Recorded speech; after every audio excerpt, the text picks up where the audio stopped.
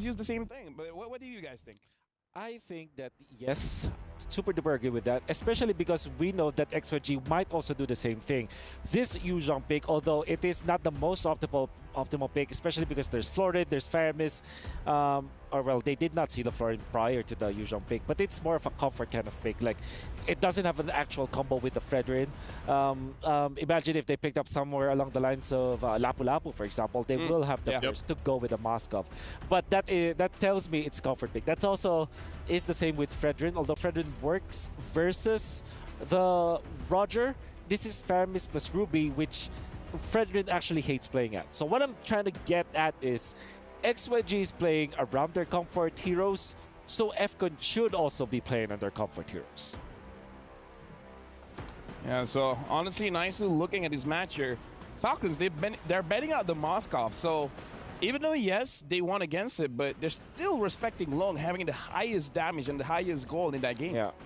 Interesting that they go that route. It makes me wonder if we're still possibly going to see a Florin come up. It was such a detrimental part of the lineup here that we saw utilized. Also, the Faramis is still open. Yep. So those are two heroes that could still play a big role in actually either of the teams that decided to go this rate.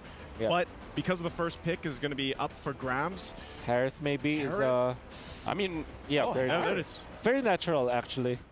And then you answered this typically with Roger, but yeah, Roger's available. Yeah, maybe XYG. Roger Valen.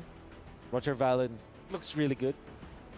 Another hero is the Fredrin, which in this case now is a legitimate answer to the Harith, and XYG showed us that they're not gonna think twice about picking that hero up. Picking up both Rogers was Fredrin is not that good because you can reveal a lot, so maybe Edith plus Fredrin, perhaps.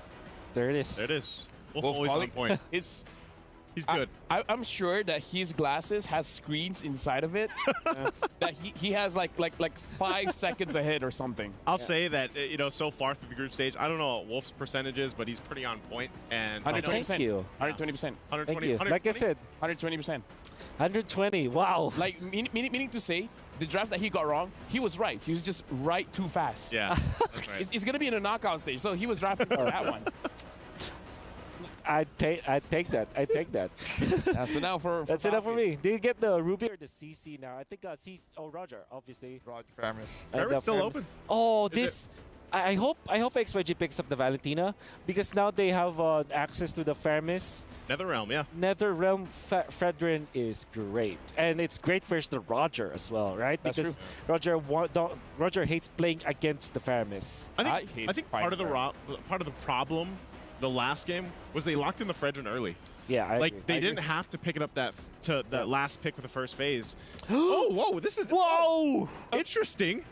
I mean, whoa! talk about early, right? Talk about early. Like, you wouldn't assume Bruno getting banned in the second ban phase. You don't expect it, right? So now I'm guessing. Oh man! I'm still saying the same thing from the last game. I'm surprised with their last pick for the first phase. Same thing for this game. No, I feel like because you said that, just like, you know what? Hold my coffee. No, hold my rock star. Let me Hold my rock star. Hold my Pepsi. Let me show you my third pick. All right. Oh man! I wonder how the casters are reacting. You know. I am confusion. Yes. You did say that's going to be the theme for today. The theme for today. Today is going to be confused Wolf, but let's jump back into the draft here. Yeah. Raz getting banned now. We have to consider that the Valentina should be banned here, right? It has to be. Yeah, it has to be. It's great. Oh man, the XYG. There it is. Oh my goodness, this is absolutely a mistake. I would say this is a, you know, when you're playing chess and then there's a game review where it's like a blunder or something. Yeah. This is definitely a blunder from XYG because surely I understand why the Bruno will be picked up. And like I said, FCON might not even be thinking about the Bruno. The slot where the Bruno was picked. I mean, who would you think? Carrie, Claude, Beatrix, Nathan. There's 5 more marksmen that you'll think about before you get into the Bruno. You would consider Ruby before Bruno. That's also true. Oh man. Because especially against, I mean, the Harith. Exactly. Especially against the Harith. Like early game, yeah, sure. Like first 2 minutes of the game. Level 1 is great for Bruno. Yeah. But once the Zaman Force especially comes up, how do you play against that? And 2 minutes go by fast. And the Faramis ult as well. Freya banned again, but at least this time, my the CC God. got banned. Now, here's the thing. Royal Milk, if he doesn't get a CC, he has one more hero, and that's the Yuzong. Yuzhong. So that means that XYG might be pressed to pick up the Yuzhong now, which then reveals the Edith. Oh my God, this is literally the same as last time. I would say just pick up Lapu Lapu. I think it's much better. Give up the Yuzhong. You're pretty much set for that. Maybe... You got your mage now or something? Yeah. Maybe just go Vexana again. I don't know. They don't have that many options when you look at this. Valentina was... Aurora? Novaria. Aurora? Or Aurora's perfect versus both Roger as well as the Aerith. That's great. I want to see Odette. I mean, if this is elimination game for you, just you pick up the Bruno anyways. What's another crazy pick, right? So yeah, they indeed got pressed to pick up the Yuzhong. Yep. All right, that's what we expected. Oh man. Oh man. The question is, what does Royal Milk pick up now? Because the type of guy that's you know, the farming kind of heroes, or we're looking at the Benedetta, the Paquito. Yeah, Benedetta is great. Maybe even the Lapu. Paquito is also amazing. I think I'm thinking Grok actually for FCON, but at the same time, I love the Lolita. It's great versus the Bruno, decent versus the Edith. Ruby is also one of those heroes that Fredrin doesn't like to play against. How about going back to the oh yeah, there you go, the Minotaur and the Ruby. Minotaur plus. Woo! Dude, this is difficult. long team fights, right? Long team fights still, because there's still some healing Man. from the Minotaur. Go Odette, pick up the Winter Crown. You're not that scared about the Mino and Fury as well as the Ruby. That's the only option here. Otherwise, you're pressed to go Vexana. You're saying that because they need the damage? Yes. They need tons of damage. So it's not about crowd control here. It's not about, you know, like lords. No. Come on. You need a swan song. You need a swan song, because how much damage does Worldy do? Not that much. Not that much. Not that much. Yeah, actually, some, you know, Benny Cutie just uses it for the stacks, actually. Stacks, yep. Whew. It's a tough decision. What is it going to be? Novaria. Novaria. We did say that Novaria can be picked up. It does have damage, but then you have to scale up. You need some items. You need a few other things for them to work out. So, oh man. For the casters, letting you guys know the draft has finished, and I'm pretty sure you guys heard our analysts, their opinions on the draft. We're gonna throw it to you guys fast. Give you guys a little bit of time to digest. But what do you guys think about the draft? We're throwing it over to you.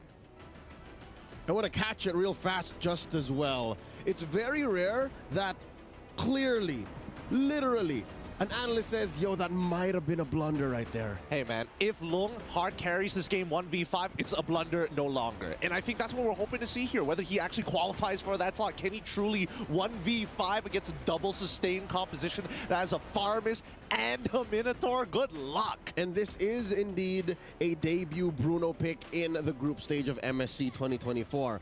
And there's a reason why they call him the International Marksman. It's because he's one of the carries for his team. So if by any chance we don't have the comms, but we can only assume, hey coach, give me that Bruno, then this could be one of their only ways that they see they can take down Falcon. I don't know. I like double insurance policies, right? I think that E1 could have gone for the Vexana if he wanted to. I would have much preferred the Farsa. Wow, he just ate that. He walked up and just ate that. In astral form, too. Oh, boy. That's interesting. Don't see that happen very often. But overall, I do agree with the analyst. I do think it might have been a little bit of a blunder, so I'm hoping that Long really shows up here. And he's going for Master Assassin, so I'm glad that he's trying to win his lane. Checking in again. Ooh, eats a good amount of CC from KidX again. That's how you build Bruno, folks. If you want to try Bruno, if it works out, then you double down on it. Interesting to see that Falcon Esports still committing onto that Ruby. They really like the Ruby. Yeah, they do quite like the Ruby. I mean, it's all about sustain, right? CC, Ruby generally does the same thing. You're looking for that pick in that backline. You're trying to clump them up as much as possible, and then you just, instead of like raw tanking it, you just have enough spell vamp to keep yourself alive. And I think that for now, Dax, I mean, not going to find that first blood just yet, but it looks like the mid duo is really struggling here from XYG. Up top, you do see these two gold laners taking their time. Not much of action just yet between Benny and Lung. KLVJ dueling against these two. And he does trigger the Shaw Essence there. Royal Milk gonna wail away, get some gold from this tier 1 down bottom. Really good read coming in from XYG. They respond to the potential dive here, and KLVJ honestly doesn't take too much damage. His team bails him out of that situation, and if they can find PX7 here, that would be the most ideal just before he hits level 4. You can feel the urgency of these mid laners. They want to go and get that level 4 sooner. Kill? Huh? I mean, Kale is in a lot of trouble here. At this point, he's not going to have enough life to even use the Black Dragon form. And then the Flicker Force from Royal Milk into the Amifenda to find first blood. That's great, but he wants that level 4. But no Fury already comes out from the side of Kid X, and they've already found a God Young. Zed is going to be the next to fall. No like and pound reset from Dax, unfortunately. Walks away with 1 HP and a dream. XYG facing the wrath of FALCON ESPORTS. They didn't expect for them to be this aggressive, and now look, Dax attempting Grand Theft Purple. Can they get it? Does have a retribution. Oh yeah, Petrify's already come out as well. KLVJ quickly into the Black Dragon form to get himself out of there, and this is why the double sustain is annoying, right? PX7 just bails them out when things get really tight. That's it. Dax has 1 star now. He committed Grand Theft Purple, successfully got away with it too, with impunity. Same story still up top. Gold-wise, that is FALCON ESPORTS up by, wow, a whopping 2,000 gold already. 2 kills, a turtle, and I wonder how much of that is on Benny.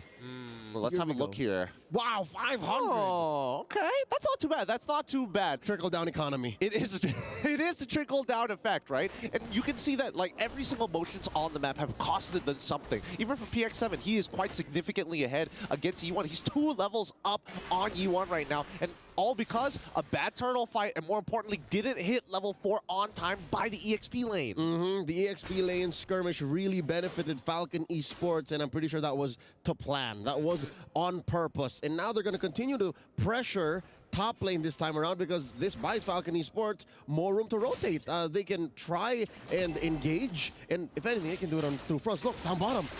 KLVJ is going to get hit by Lycan Pouch Shot, Residue procs Petrify as well to make sure that Dax has no insurance policy to find the kill. Astro Echo, ooh, skill shot right direction, not enough range. That was close. That was close. Maybe about an inch or 2 from death. Dax was going to be able to regenerate off these little minions, these creeps near the turtle, spawning in about 10 seconds now as FALCON ESPORTS alights from that top lane pressure. They're going to go ahead and go for this turtle now. I'm curious. I would like to check in with Lung here. How is he doing in his lane? Because he's been left on an island for quite some time, and it looks like he, I mean, previously he was leveled down on Benny, but that's because the wave was pushing in. But let's look at the turtle for now.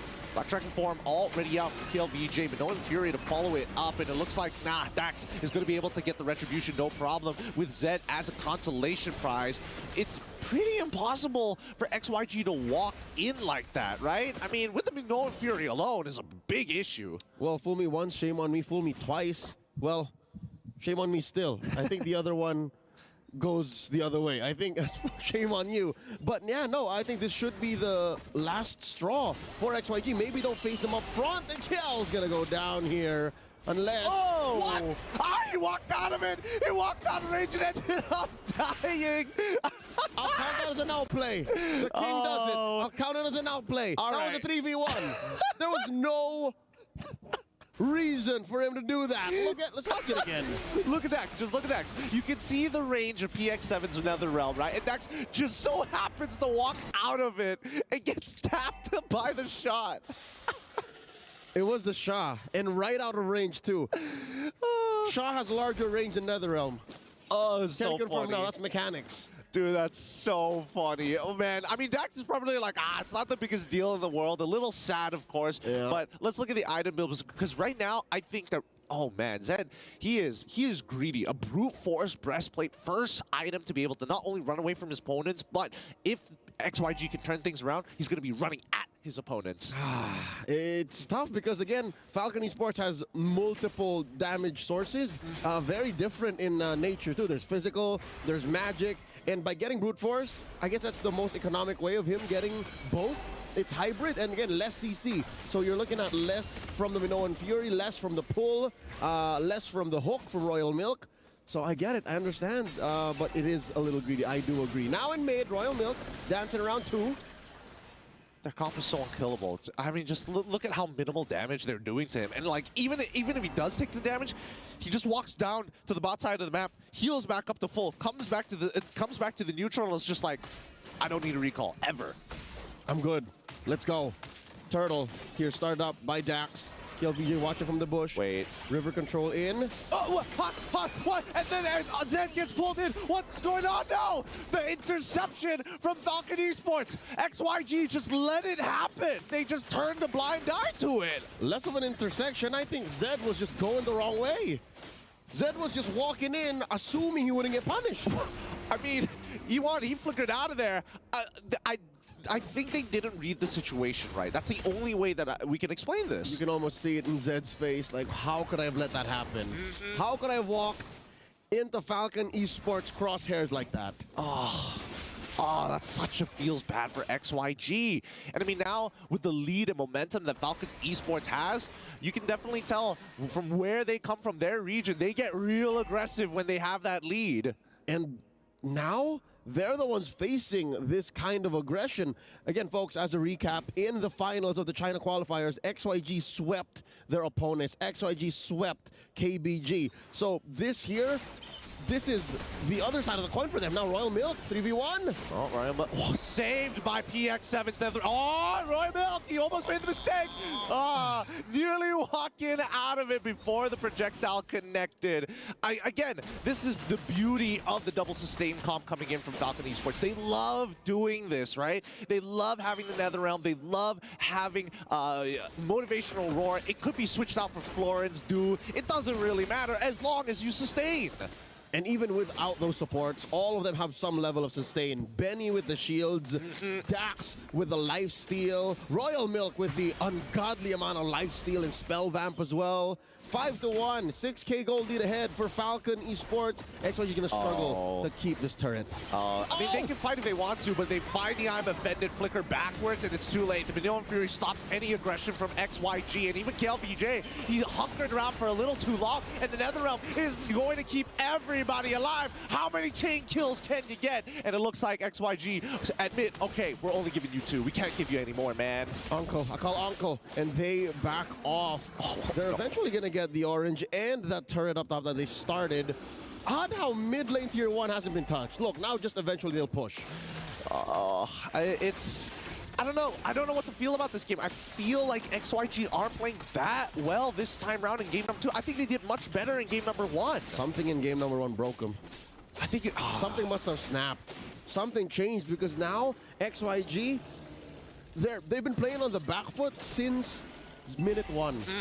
There were small outplays, small little mechanical, double 2 steps here, but Falcon Esports have been calling the shots. They've been setting the tempo and the pace, and XYG aren't ready to dance. Yeah, it's so true. I mean, let's look at the items first before we continue the subject, right? Because now we finally see fully completed boots from Lung. He was greeting out with the Haas Claw into the Berserker's Fury, and I think he's going to go into the Malefic Roar as his 3rd, but it's kind of late now that Benny has the Holy Crystal, so he still can't win that 1v1 if given the chance. Yep, and the Radiant Armor and God Yang and Zed, sure, it'll help you from PX7 and Benny, but what about Dax and Royal Milk? Now that Dax is the endless battle too, you're playing with 2 damage.